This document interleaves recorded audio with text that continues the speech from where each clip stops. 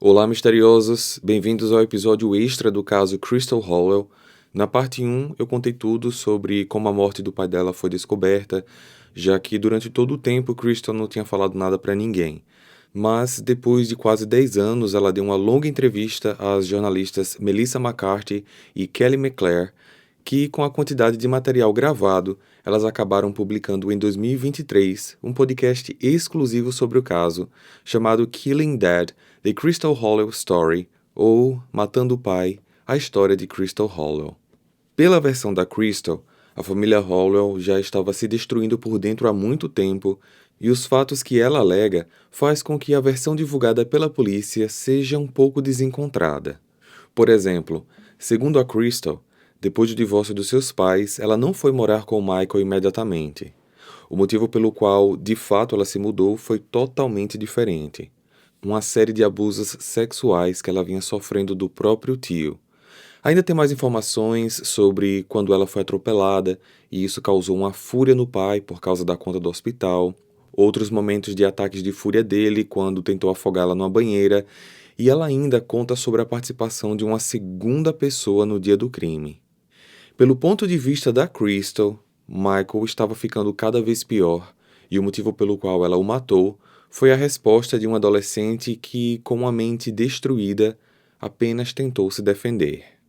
Adianto que esse vai ser um episódio diferente, pois ele é exclusivamente feito com base na versão da Crystal, na entrevista que ela deu a esse podcast, e por conta disso eu vou fazer algumas observações pessoais, pois, para mim, em alguns pontos, a coisa parece um tanto quanto estranha. Vocês podem concordar comigo ou não, fica a cargo de vocês acharem se minhas observações são de relevância ou não, mas eu peço que deem a opinião de vocês também, tanto aqui nos comentários desse episódio ou lá na foto desse caso na nossa página do Instagram, @Arquivo Mistério.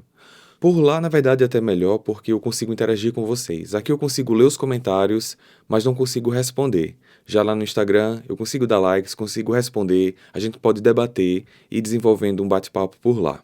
Então, recados dados. Já ia esquecendo. Qualifica o Arquivo Mistério na plataforma que você está nos escutando agora. Basta dar de 1 a 5 estrelas. Não, peraí. Coloque 5 estrelas, porque isso ajuda muito no crescimento do canal. Fechado? Vamos então à parte final do caso Crystal Howell.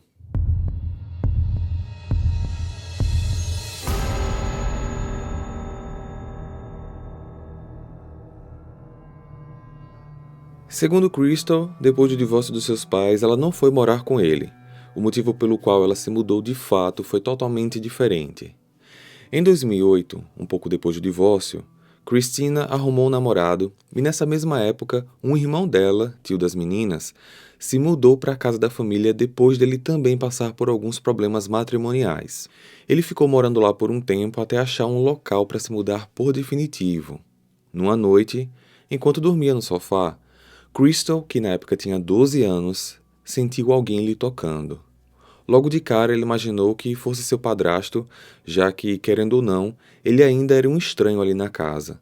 Mas quando ela se levantou, descobriu que na verdade era o próprio tio. Ao perceber que a menina estava acordada, ele se assustou e saiu. Ela também não contou nada para ninguém, e apesar daquilo ter lhe machucado muito, parece que naquele momento o incidente ficou por isso mesmo. Contudo, com o tempo, os assédios do tio passaram a acontecer esporadicamente. Segundo ela, apesar de raros, eles eram cada vez mais invasivos. Crystal tinha receio de confrontar o tio e também de contar o que estava acontecendo para a mãe. As duas não tinham um relacionamento bom na época, já que ela era conhecida como a garota problemática da escola e muitas vezes trazia os problemas para casa. Nessa mesma época, Crystal havia começado a namorar um garoto de 16 anos chamado Tyler Lee. Sim, pessoal, ela 12 e ele 16.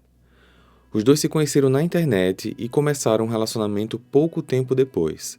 Ambos viviam situações de abuso no ambiente familiar, com Tyler e sua mãe sofrendo agressões constantes do seu pai. E, segundo ela, essa dor era algo que unia os dois, já que eles serviam de porto seguro um para o outro. Só que as coisas saíram do controle quando um fato que não tem nada a ver com abuso físico aconteceu. Esse tio da Crystal arrombou o carro do Tyler, que estava parado na porta da casa enquanto os dois estavam passeando, e ele roubou algumas coisas de dentro do automóvel. Querendo recuperar os pertences do namorado, Crystal confrontou o tio na frente da mãe e do padrasto, o acusando não só de roubar o carro, como também de a assediar. Mas, para surpresa dela, Christina ficou em cima do muro, não tomando nem o lado da filha, nem o lado do irmão. Segundo ela, isso foi a gota d'água e assim ela se mudou para a casa do pai na Carolina do Norte. E a mudança aconteceu com pouca resistência da Christina, algo que a chateou ainda mais. As coisas estavam indo bem no começo, Crystal e Tyler continuaram namorando, mais à distância. Ela e o pai tinham um bom relacionamento, tendo momentos em família juntos, passeavam, assistiam filmes, e apesar da dificuldade inicial de se adaptar a uma nova escola, aos poucos ela estava se enturmando e fazendo novos amigos. Dentre esses amigos, vale destacar Summer e Taylor, personagens que eu já citei na parte 1 desse caso, mas já já eu volto para falar um pouco mais sobre elas. Então, aos poucos, ela estava conseguindo ali superar tudo, até que então aconteceu um primeiro episódio de confronto entre pai e filha. Num dia, Crystal estava cruzando a rua para chegar na escola e acabou sendo atropelada por um carro. O acidente foi leve, resultando somente em um calcanhar distendido, somente entre aspas, né? Poderia ser bem pior, e alguns arranhões por conta do asfalto. Mas, por uma questão de segurança, ela tinha sido levada de ambulância para o hospital, onde Michael foi encontrá-la. Semanas se passaram e chegou a conta da ambulância do hospital, que por sinal era bem cara.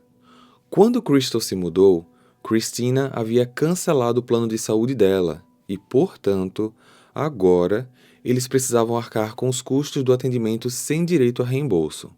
De um lado, Crystal nem sabia que não tinha mais um plano de saúde, mas do outro, sem qualquer explicação lógica, Michael achou que ela estava tramando com a mãe para prejudicá-lo. No dia seguinte, quando ele foi buscar a filha na escola, ele começou a gritar com ela e até a agredi-la. Após isso, ele parou no estacionamento e depois disparou o carro em alta velocidade em direção a um poste. Mas no último segundo, ele desviou e começou a rir, enquanto ao mesmo tempo Crystal gritava apavorada no banco do passageiro. Misteriosos, lembrando, esses fatos são única e exclusivamente informações da Crystal, e eu destaco isso novamente porque informações como essas poderiam facilmente serem descobertas com uma investigação, contudo, não há mais necessidade de investigar um caso que já foi resolvido, quando ela assinou um acordo e encerrou tudo, e que só agora, quase 10 anos depois, ela conta a versão dela. E, sinceramente, não querendo menosprezar ou descredenciar, essa é a palavra, descredenciar a versão dela, mas vocês vão perceber aos poucos que ela... Vocês vão entender. Vamos seguir em frente aqui que vocês vão entender. Então, voltando à questão do carro em alta velocidade, quando eles chegaram em casa, Crystal tomou banho, se deitou na banheira e tentou relaxar.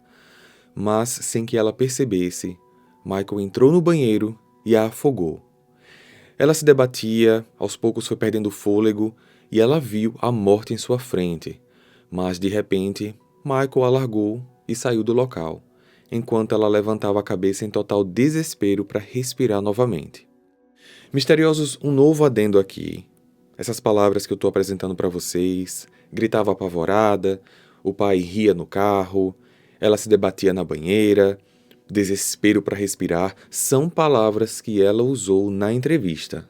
Eu não estou adicionando nada aqui para dar um ar mais cruel na história, eu estou passando para vocês exatamente o que ela falou no podcast.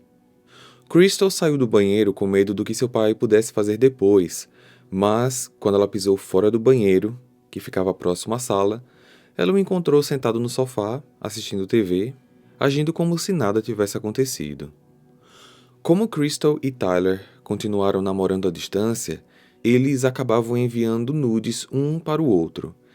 E aqui, gente, eu não vou nem entrar na situação delicadíssima de que nessa época ela tinha 14, 15 anos e ele estava com 18 ou 19. Eu não vou nem entrar nesse assunto, até porque eu tô aqui contando a versão dela. Diz ela que ela fez isso por livre e espontânea vontade. Certo não tá, mas vamos seguir. Um dia, o celular dela com essas fotos acabaram na mão do diretor da escola, que chamou Michael para uma conversa.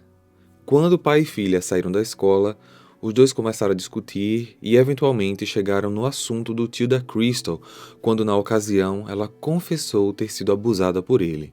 Naquele momento ela achou que tinha conseguido um aliado, já que o Michael na hora tinha ligado para um advogado. Mas os dois nunca mais conversaram sobre o assunto e posteriormente o conteúdo das mensagens voltou a ser assunto na casa. Como punição, ele arrancou a porta do banheiro, pois assim Michael queria evitar que ela tirasse mais fotos nua. Desse ponto em diante, as mudanças de humor do Michael começaram a ficar cada vez mais frequentes e extremas, fazendo com que Crystal sentisse que estava constantemente pisando em ovos, que seu pai não era mais uma pessoa em que ela podia confiar, e isso foi um dos principais fatores que a levou a sair de casa pela primeira vez. Agora, misteriosos, pensem comigo. E lá vai eu dando minha opinião de novo, porque, como eu falei, eu tô narrando esses fatos aqui de uma maneira mais leve, eu tô até falando um pouco mais rápido porque tá bem natural o que eu tô falando, e eu vou me meter um pouco em alguns pontos porque eu quero saber a opinião de vocês também. Eu, particularmente, acho estranho que foi apenas nesse momento da porta arrancada do banheiro que ela decidiu fugir de casa. Mas quando, segundo ela, o pai quase a mata com o carro e a afoga na banheira, ela fica. Eu não sei, eu posso estar perdendo alguma coisa aqui, esquecendo de algo. Talvez para ela tenha sido um acúmulo de coisas e essa foi a gota d'água. Mas a forma que ela conta essa história dá a entender que essa situação da porta, foi mais forte do que os dois momentos de quase morte que, aliás, tinham acontecido no mesmo dia. Eu achei meio estranho isso, mas vamos em frente. Depois de falar para o pai que ela ia passar um final de semana na casa de uma amiga, Crystal na verdade estava querendo fugir dele. Ela foi de casa em casa de alguns amigos até que ela chegou na casa de um rapaz chamado Owen, que ele pediu para a mãe para deixá-la ficar e ela concordou. Só que ela concordou contanto que ela ligasse para as autoridades para avisar o que estava acontecendo.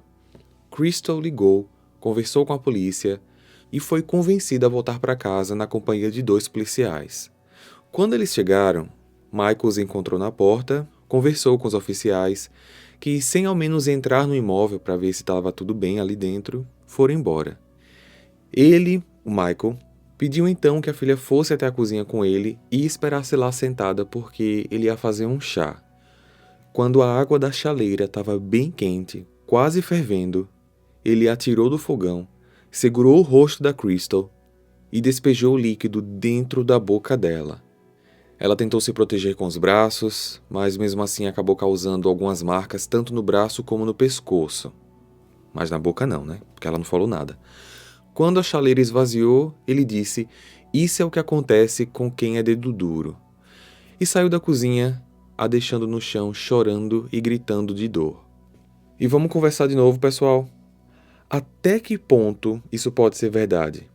Digo, pelo menos a forma que isso aconteceu, porque, primeiro, como que o Michael iria segurar o rosto dela, abrindo a boca dela, tudo com uma mão só, e com a outra jogar água fervente, quase fervente no caso, podendo atingir a mão dele também. Segundo, não consigo ver em nenhuma foto dela manchas na pele por queimadura. Talvez ela esteja sempre com maquiagem, não sei. Não estou dizendo que isso não aconteceu, pode ter acontecido sim, mas dessa forma que foi detalhada por ela, algumas sequelas estariam visíveis, o que eu não consigo encontrar. Se algum de vocês souberem de algo sobre isso, por favor, comenta aqui embaixo ou comenta lá na foto desse caso no nosso perfil do Instagram. Michael tinha começado a ter alguns problemas financeiros e, para ajudar com as contas, ele colocava a casa para alugar por alguns dias. Durante esse tempo, ele e Crystal iam acampar no meio da montanha. Paralelamente a isso, ela passou a fazer a sua fama de adolescente problemática se tornar realidade, cometendo pequenos furtos em mercados e lojas locais. Antes de uma dessas idas para passar um tempo acampados, os dois foram até uma loja de armas na cidade, onde ele comprou uma espingarda. Depois, passaram em uma venda local, onde ele comprou algumas abóboras, e então os dois seguiram para o lugar onde eles sempre se instalavam. Lá, Michael posicionou as abóboras perto de um lago, entregou a arma para a filha e a ensinou a atirar. Quando anoiteceu e os dois estavam em volta da fogueira, mais uma mudança brusca de humor aconteceu, e depois de discutir com a filha, ele a acertou no rosto com um graveto e tentou enforcá-la, parando posteriormente. Os dois continuaram a viver numa dinâmica que parecia mudar o tempo todo. Michael mudava de um pai atencioso para alguém duro e agressivo muito rápido. Após pouco mais de 2 meses, percebendo uma distância grande que estava acontecendo entre eles, Crystal então decidiu voltar para a Geórgia.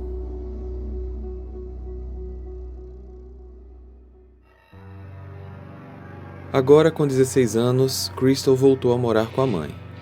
Inicialmente, ela não sabia ao certo como Christina reagiria à sua presença, especialmente depois do episódio envolvendo o tio, mas ela foi recebida consideravelmente bem. A sua volta também significava que ela poderia rever pessoalmente o namorado Tyler, de quem ela passou anos longe.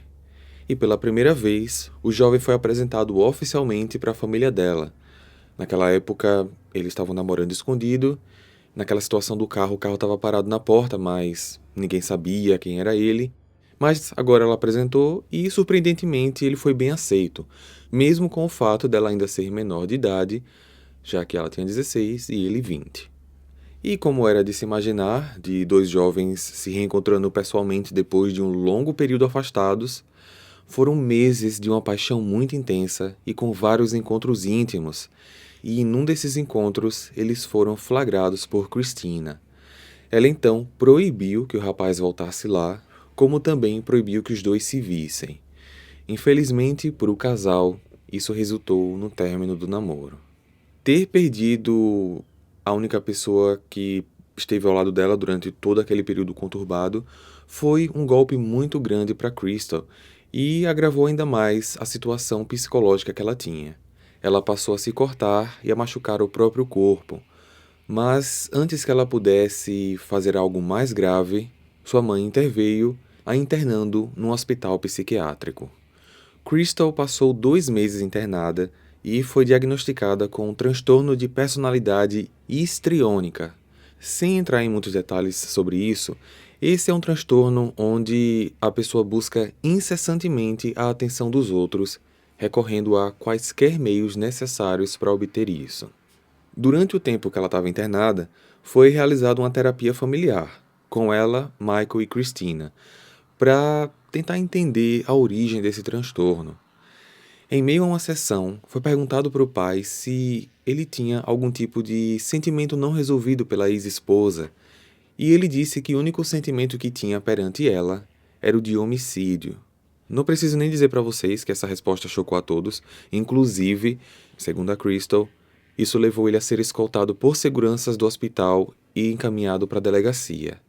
Mas, no final do dia, ele foi liberado e retornou para casa. Agora, pasmem. Durante os dias finais da recuperação da Crystal no hospital, inacreditavelmente, e sem razões explícitas, ou ao menos explicações lógicas por ela, Michael conseguiu convencê-la a voltar para Carolina do Norte. As coisas estavam indo bem, mas, com o passar dos meses, aquelas antigas e perigosas mudanças de humor do Michael começaram a aparecer de novo. Num episódio onde ele estava trocando uma lâmpada da casa, com a Crystal segurando a escada, ele acabou caindo e ficou furioso. Após pegá-la pelos 2 braços e gritar no rosto dela, ele a jogou escada abaixo do porão da casa. Crystal nessa hora sentiu uma dor abdominal imensa e correu para o banheiro quando percebeu que estava sangrando muito na região íntima. Não se tem nenhuma comprovação do que houve ali, mas Dado o fato de que ela e Tyler estavam mantendo relações íntimas constantes enquanto ela estava na Geórgia, e levando em consideração também que a última vez que eles tinham se visto antes do namoro acabar foi mais ou menos 3 meses antes desse fato, e ela relata também que não estava menstruando há algum tempo, ela acredita que sofreu um aborto. Michael tinha criado alguns perfis em sites de relacionamentos e estava conversando com algumas pretendentes. Em um desses sites, ele conheceu uma mulher chamada Holt. Na verdade, ela fala Holt, mas eu acho que é sobrenome. Eu tentei procurar na internet alguma informação para confirmar, mas eu não achei nada. Eu vou me referir a ela como Holt, mas eu acho que é sobrenome, viu? Ela era uma moça que havia passado recentemente por um divórcio bem turbulento e havia decidido matar o tempo navegando em sites de namoro. Parece que não havia qualquer sentimento romântico entre os dois, mas conforme eles foram conversando, foi desenvolvendo ali uma amizade. Eventualmente, Michael a convidou para passar um tempo em Maggie Valley e ela aceitou. Pessoal, eu não sei se eu falei aqui nesse roteiro que Maggie Valley é a área que o pai dela mora. Eu sei que eu falei no primeiro roteiro, mas se eu não falei, tô lembrando aqui, tá? A mudança de Holt foi vista com bons olhos pela Crystal, pois ela sabia que o seu pai era diferente quando tinha pessoas por perto.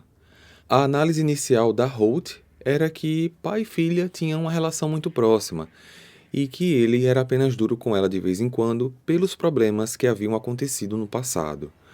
Mas, conforme o tempo passava e a convivência aumentava, ela pôde perceber que as coisas não eram bem assim. Numa tarde, Holt estava na cozinha quando Michael entrou reclamando de algo que Crystal tinha feito. Já tendo ouvido aquele mesmo discurso algumas vezes, ela estava um pouco até cansada de tudo isso, acabou falando sem pensar: "Ah, e lá vamos nós de novo com mais uma lição de moral." Esse pequeno deslize, se é que a gente pode chamar isso de deslize, foi o suficiente para que Michael perdesse por completo a cabeça e começasse a gritar com ela. Holt permaneceu parada, em choque, sem querer recuar ou mostrar qualquer sinal de vulnerabilidade.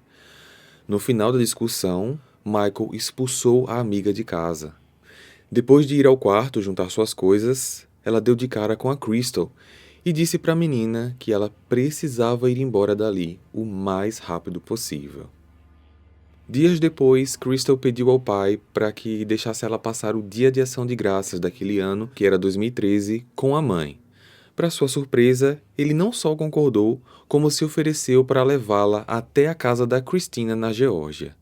Assim que chegaram, enquanto descarregavam algumas malas, Crystal percebeu que havia um objeto estranho no carro. Quando ela olhou mais de perto, percebeu que era uma arma. Quando perguntou o motivo do pai estar com aquela arma no carro, ele respondeu num tom de orgulho: "Eu vou fazer desse dia um feriado que ninguém vai esquecer." Crystal ficou em estado de choque com a resposta, mas conseguiu pensar rapidamente em uma desculpa para que seu pai não cometesse nenhum crime. Ela afirmou que um dos membros da família do padrasto era policial e que poderia prender ele facilmente caso tentasse fazer alguma coisa. Isso foi suficiente para que Michael fechasse a cara, recuasse e simplesmente a deixasse lá, indo embora sem se despedir. E aí eu pergunto para vocês misteriosos: vocês, no lugar da Crystal, voltariam para a casa do pai? Acho que a maioria de vocês vai dizer não. Eu mesmo não voltava. Aliás, eu já teria saído de lá há muito tempo. Mas a Crystal, sendo a Crystal, voltou. E aí eu volto a comentar. Não sei se eu tô sem entender alguma coisa da história. E quando eu falo isso, sem entender algo, é do ponto de vista psicológico, porque eu não tenho conhecimento nessa área. Então, se esse for o fato, é algo que pode estar passando despercebido por mim, ou se essa história da Crystal, cá pra nós, está muito mal contada. Ela retornou para Carolina do Norte, Maggie Valley, mas poucos meses depois, sua volta resultou numa atitude por parte dela que acabaria com aquele ciclo de abusos e violência para sempre.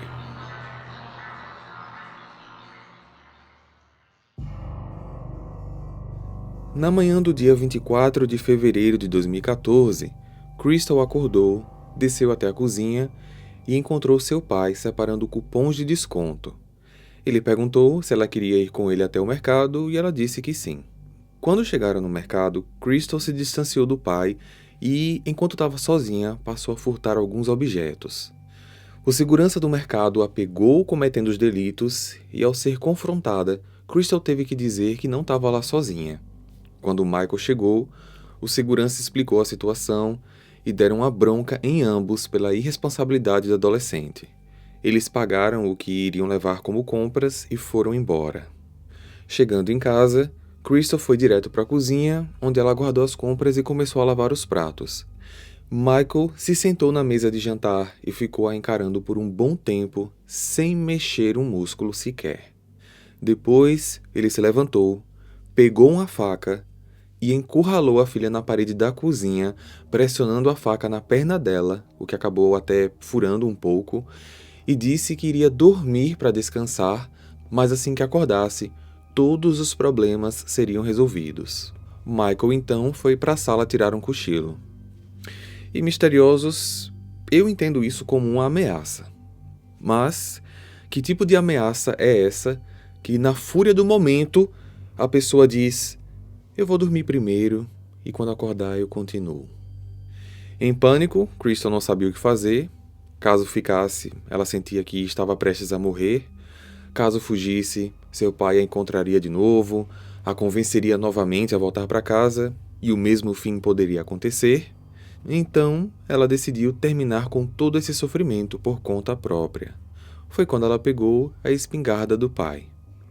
Segundo o que a Crystal relata tanto no podcast como nos depoimentos também, ela não se lembra muito bem do que aconteceu entre o momento em que ela pegou a arma e o momento em que ela percebeu que tudo tinha acontecido.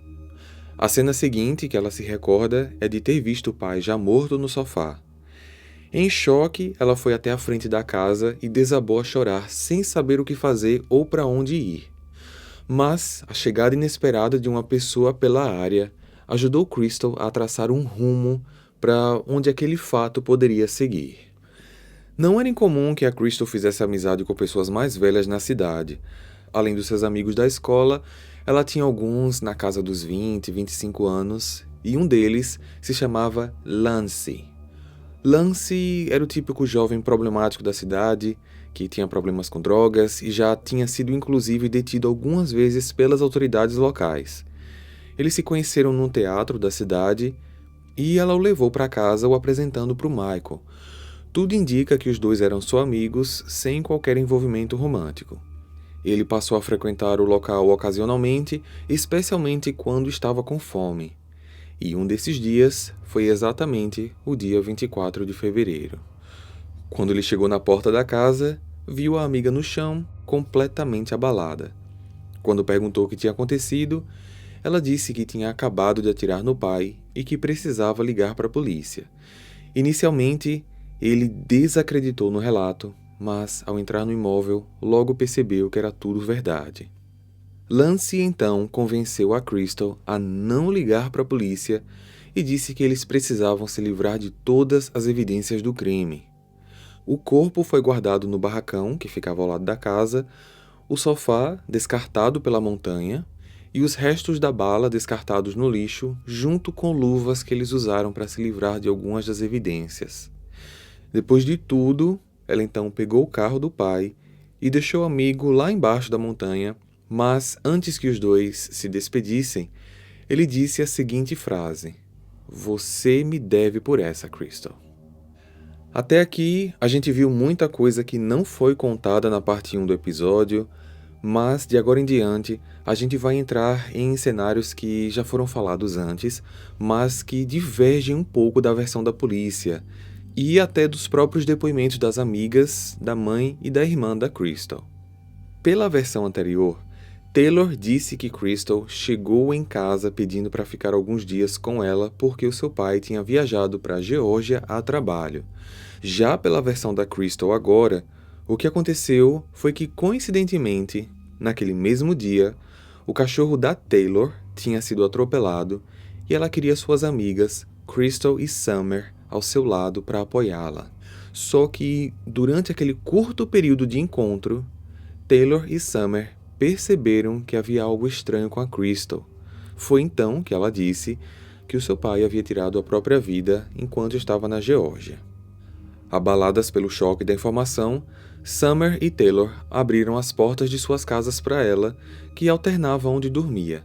Só que com o tempo, não querendo mais viver na dependência das famílias das amigas, ela deu a ideia de todas alugarem um apartamento na cidade para morarem juntas. Mas visto que todas ainda eram estudantes, menores e não tinham nem emprego, isso era praticamente impossível. Mas o que não era impossível era elas morarem na casa da Crystal. Apesar de receosa, ela aceitou, mas impôs 2 regras. Ninguém poderia entrar no quarto do pai e nem na cabana ao lado da casa. Com as regras estipuladas, as meninas se mudaram e passaram a viver juntas. Apesar de viverem juntas, elas não ficavam lá 7 dias por semana. Elas passavam grande parte da semana lá, mas os pais da Summer e Taylor passavam lá de vez em quando para levá-las e buscá-las. Durante esse tempo, as coisas na casa foram sendo arrumadas para combinar com o estilo de vida adolescente. Dentre essas mudanças, houve a instalação de uma barra de pole dance para que elas pudessem se exercitar. Dentre as idas e vindas da Summer e Taylor, novas amigas da Crystal também começaram a passar um tempo no local, e dentre elas, uma amiga mais velha que numa certa vez trouxe o namorado. Quem era esse namorado? Lance. Se estar de volta na casa, com o corpo do pai na cabana ao lado, já deixava Crystal num estado psicológico delicado, a presença do seu cúmplice foi a gota d'água para colocá-la de vez na ponta de um abismo. E, como ele havia prometido, ele cobrou. E cobrou em dinheiro. Lance extorquia Crystal para que ela pegasse o dinheiro do pai e desse para ele.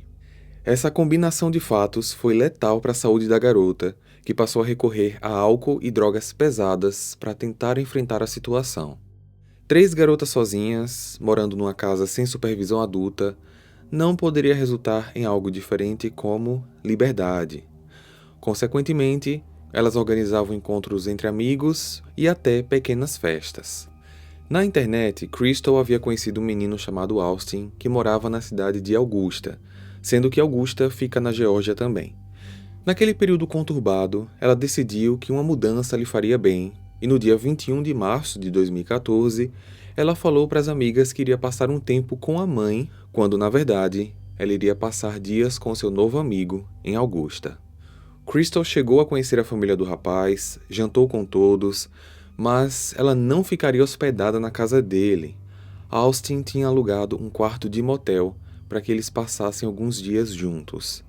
Mas ele mal sabia que aquela semana seria bem curta, já que na manhã do dia 23, Crystal foi encontrada e presa.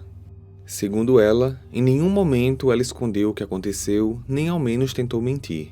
Muito pelo contrário, ela parecia até estar aliviada de finalmente poder falar sobre o assunto.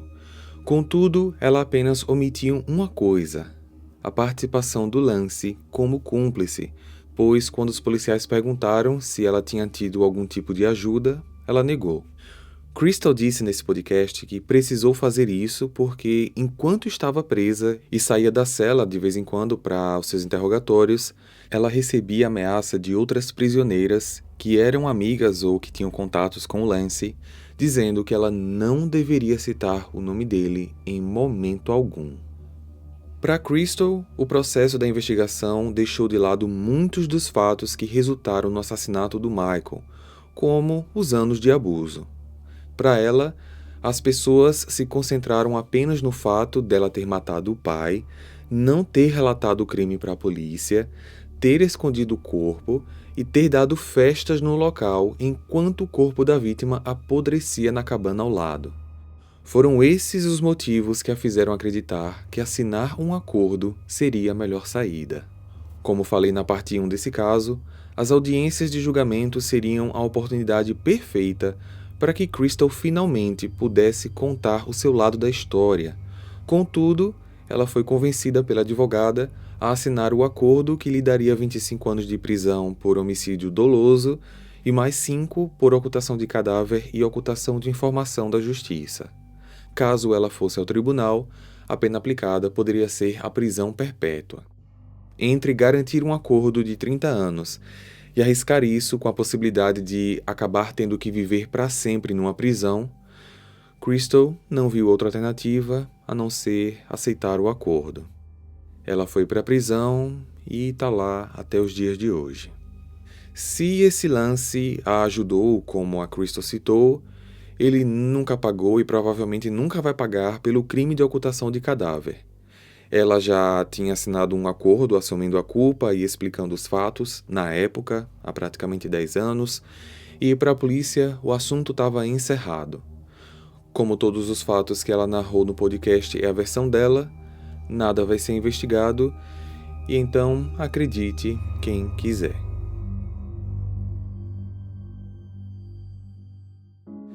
Esse foi o episódio de hoje, pessoal, a parte 2 do caso Crystal Hollow, um pequeno resumo, mas com bastante detalhes, das 7h30 de entrevista que ela deu ao podcast Killing Dead, The Crystal Hollow Story. Quem quiser ouvir todos os detalhes originais, está em inglês, basta acessar o podcast. Deixem aqui nos comentários desse episódio ou lá na foto desse caso na nossa página do Instagram, @arquivomistério, a sua opinião tanto sobre o caso, sobre a versão dela, como também sobre como a forma que apresentei esse episódio, incluindo as minhas observações que fiz no decorrer da história. Quem me acompanha há muito tempo sabe que eu não costumo fazer isso, mas esse episódio eu quis produzir ele de um jeito diferente, então me digam se foi tudo ok para vocês, que quem sabe futuramente eu volto assim com um episódio extra com essa mesma pegada. Muito obrigado por terem ficado até aqui, uma excelente semana a todos vocês e nos vemos então no próximo caso. Até lá!